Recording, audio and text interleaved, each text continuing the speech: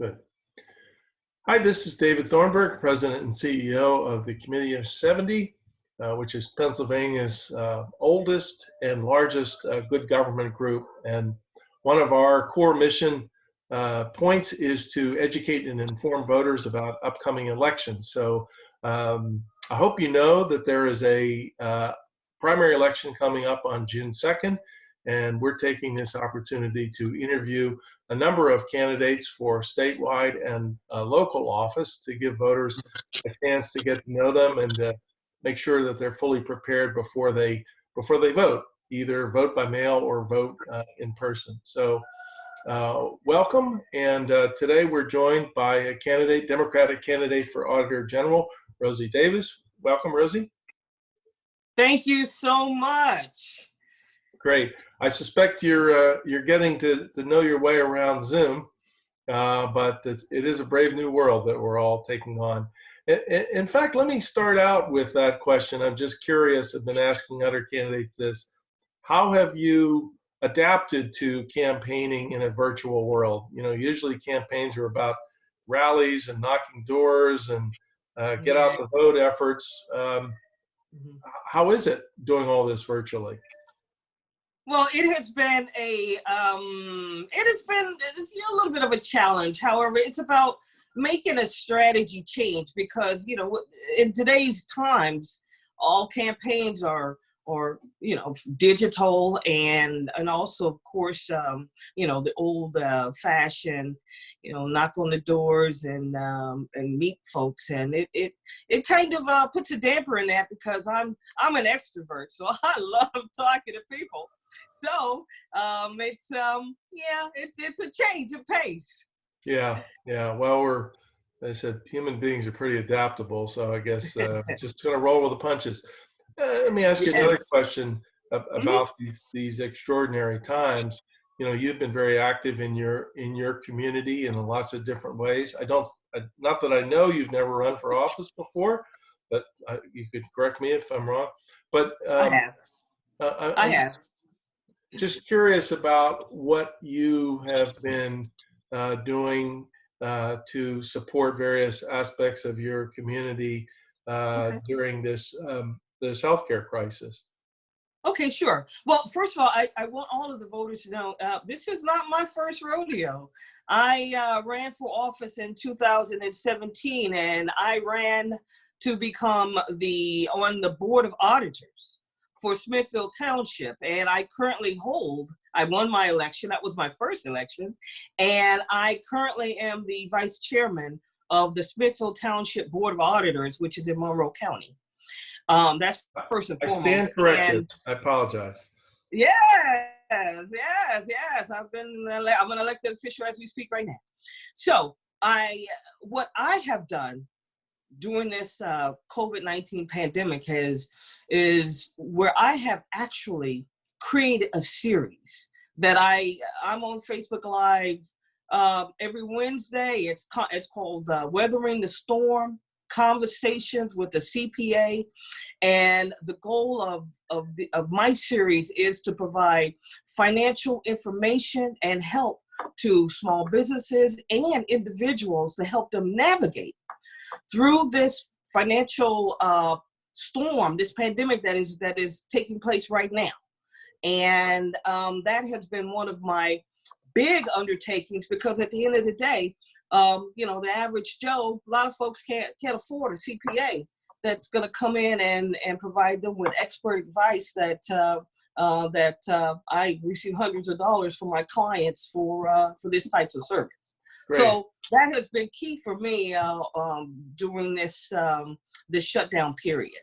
Sure. And it's been very it's been well received. I get lots of questions and I'm delivering a lot of great advice and help to the folks out in the community all over the state of Pennsylvania. Good. Well, it's the wonders of the online world. Let's get to the heart of the conversation. You're running for Pennsylvania State Auditor General. You noted you have run for elected office and serve in that office locally now, but this is a horse of a different color, as they say. And I'm Mhm. just curious, your sense of what that job entails, what that job's all about, Okay. and what about your background, your education, your experience, your community service prepares you to lead that lead in that role and to do that job well. Okay. All right. Great. Thank you for that question. That is always an excellent question because the Auditor General's office, the core mission of that office is to conduct audits of the books, the records, the activities, any type of organization or activity that is receives taxpayer dollars that is sponsored by that. And with that in mind, my background is I am a certified public accountant. I have 34 plus years of auditing, accounting, management, accounting operations, management consulting. My background is consists of being from public accounting. And I used to work for PricewaterhouseCoopers and a little regional firm in New York City called Watson Rice. And I started out my career as a staff accountant, worked my way all the way up to senior audit manager, where I actually ran and managed um, huge audits of governmental entities. We're talking about the city of New York, the state of New York, the state of New Jersey, the city of Newark. These are huge governmental operations. And I also have worked on even managing the comprehensive annual financial statement audit for the U.S. Department of Housing and Urban Development in Washington, D.C. Was on the team to manage and conduct that audit, one of the first comprehensive governmental agency audits done at the time. So, and I want folks to know that I started my career out as a federal auditor. I used to be working for the Office of the Inspector General under the U.S. Department of Agriculture. And this is going out and looking at these huge farm loans and cooperatives across the Midwest, back in the mid 80s. So my auditing and management experience is extensive and vast. Now, in terms of for the state of Pennsylvania and the Auditor General's office, as I mentioned before, it is an audit agency. And similar to if you were to have a partner at a CPA firm, one of the things that is mandatory is that the head of the organization or the corporation should have an accounting degree and a certified public accounting license, because one of the things that you are tasked to do is to establish the core control operational policies and establish the level of accountability that's going to take place from the top down throughout the agency. And so the Auditor General's office, we go out, have teams to go out and ensure that taxpayer funds are being spent in accordance with the laws, regulations, and that the intent is being carried out in accordance to all the guidelines that have been established. That's what the that's what the Auditor General's office is tasked to do. Okay, that's a great and comprehensive look at the job as it's been established. I'm curious. We're going through an extraordinary period where the state's budget is going to be under an enormous amount of stress. Obviously, families across Pennsylvania, similar fashion.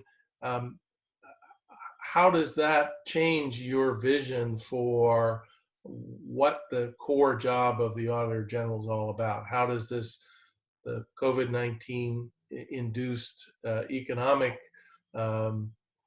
shock change your view of what that job's all about? I think, you know what, it's interesting because I know in these days and times, there are all types of governmental stimulus type programs and loan programs and opportunities and so forth that are being established to help and folks that are in dire need right now. And also with placing dollars in those areas, you also have folks that may take advantage or may not be actually qualified for some of the opportunities, some of the programs and so forth that's out there. Now, I believe that the Auditor General's office as a whole should probably step up and do more performance type audits, because there are a lot of initiatives and so forth that are going on as we speak right now to combat the impact, the financial impact that is happening. And I think that the intent is there. And so I think the Auditor General's office will be in a situation or in a position to actually measure and determine the effectiveness of a lot of those types of programs. Yeah. And I could just speak for Monroe County. For example, a lot of the, I think it was the Keystone loan, some type of funding that Governor Wolf introduced. I believe it had to be, must have been about maybe 3 weeks ago or maybe a month ago. He put funding out in across the state as a bridge to kind of softening the pain that small businesses were enduring. And that money disappeared quickly in a week. And it was pushed down to all of the economic developmental quasi-type agencies that are scattered across Pennsylvania. And my county got some monies for that program, and it disappeared in a few days. So Auditor General's office has the core responsibility to review what the eligibility, who received those funds, were they qualified, all of those things, and whether or not the effort was effective. And you've got a lot of folks out there that are partaking in the unemployment benefits now that are sponsored through the state. All of these types of efforts are areas that performance-based audits, compliance, and so forth will take place in next year, starting probably next year and going forward, because this is there's been a vast amount of money that's been placed in these areas. Yeah. Well, there's a lot of money moving very quickly, and I think we can agree, I suspect, that people are going to make mistakes, and that there are some folks that frankly try to rip off the system. So I suspect you're absolutely right that there's a lot of work that the Auditor General is going to have that we wouldn't have anticipated a couple of months ago. That's true. Yeah.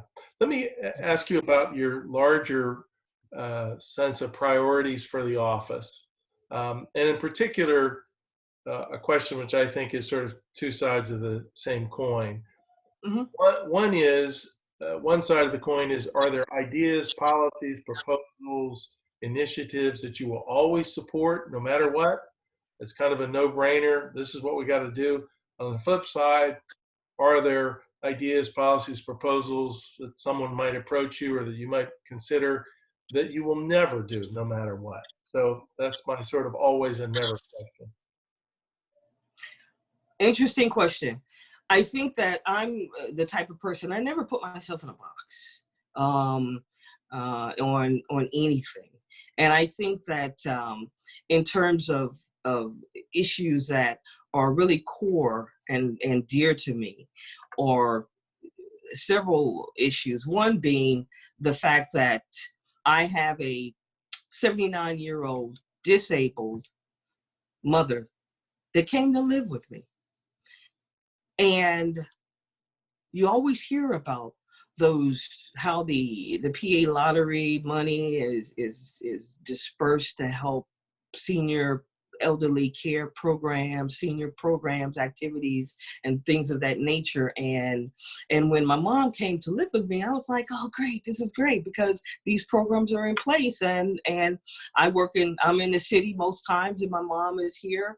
And I said, okay, well, we'll get you signed up for, go to the senior citizen programs, and they have transport, the share ride system. Well, David, one of the things that I found out is that most of the programming and the service capabilities of these types of programs, they're outsourced to third-party contractors. And these guys are not being held accountable for the types of services they are delivering to our loved ones out there.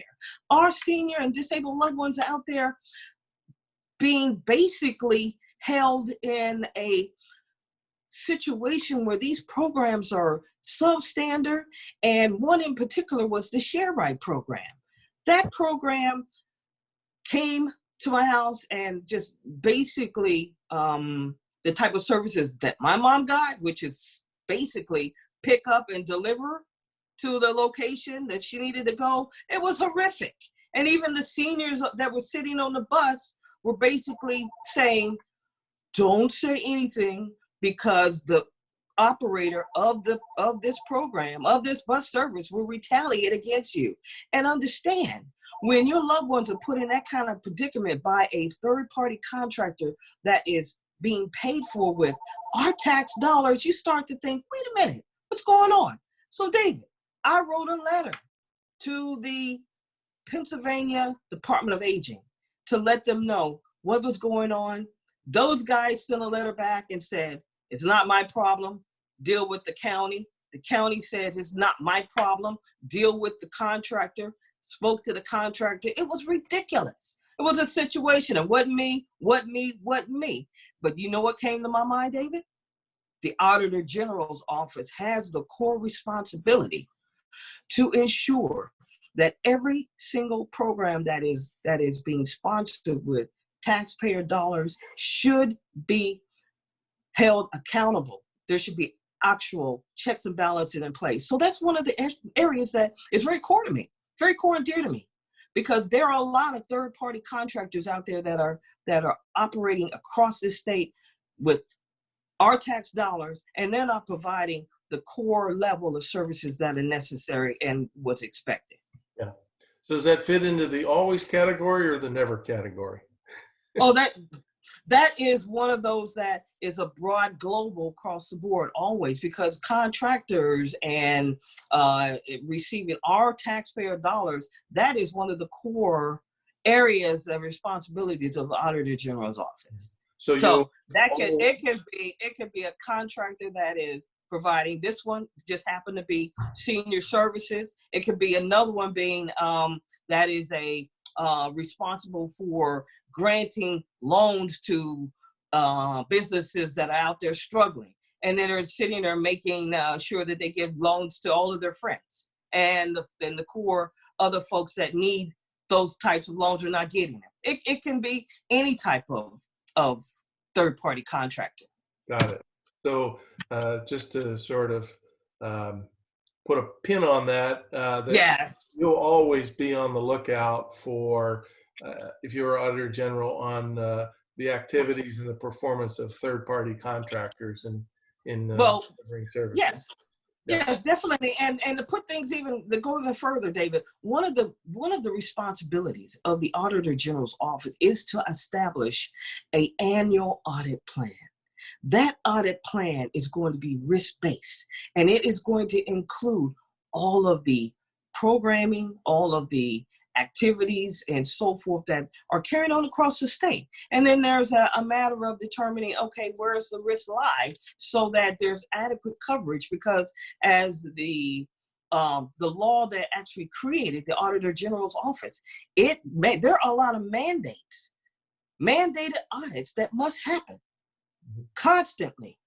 So there can be on a rotational basis, on a 2-year rotational basis, or some that could be looked at even more frequently because of the high risk. So that's just to put things in perspective. There's going to be a goal plan in place. Good. Well, thanks. Let's bring our conversation to a close, but if there's anything you'd like to raise that you haven't had a chance to, take a minute or two, and the floor is yours. Thank you so much, David. I just want to say to all the voters that my campaign was created because I saw a need that our state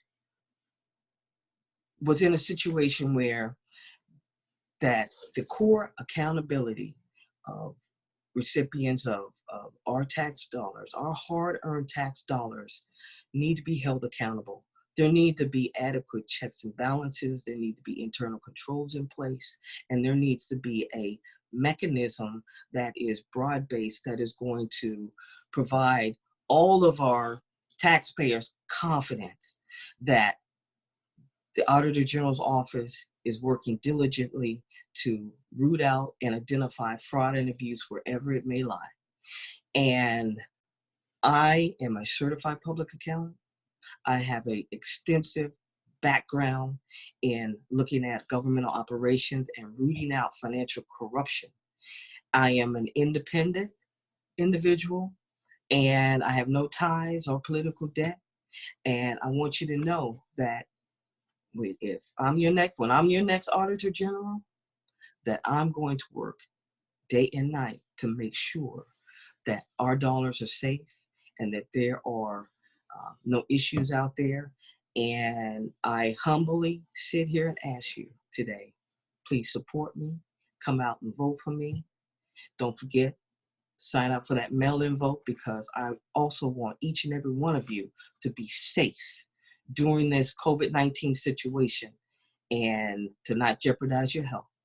So thank you so much, David, and thank you, the Committee of 70, for interviewing me and giving me this platform and this opportunity so I can reach out to each and every one of you. And I have a campaign website, and it is www.rosieforpa.com. And I'm on Facebook too, and I do that live Wednesday video for you. That's where campaigns are going. Well, thanks so much for joining us. Let me just say a few words in closing. Yes. I said at the outset, we've got a primary election on June 2nd. A couple of other key dates to keep in mind. May 18th is the last day to register to vote if you haven't registered. May 26th is the last day to request a mail-in ballot, and we're strongly encouraging voters to take advantage of that option. Also encouraging you to take advantage of the Committee of 70's voter guide and other resources that help prepare you to vote, whether you're going to your kitchen table or in person. And to find those resources, you can go to wevote.70.org. You'll find we have a world-class voter guide, an app that you can use to track the candidates and the issues and decide who you're going to vote for, and all kinds of other things, because this is a really critical election year, and this whole democratic process works when more people turn out and more people are better informed. So thanks again to Rosie Davis, candidate for Auditor General, for joining us. And I would normally say we'd see you at the polls, but you may be voting at home. So we'll be with you in spirit on Election Day. And Rosie, best of luck to you. Thank you. Thank you so much. Okay.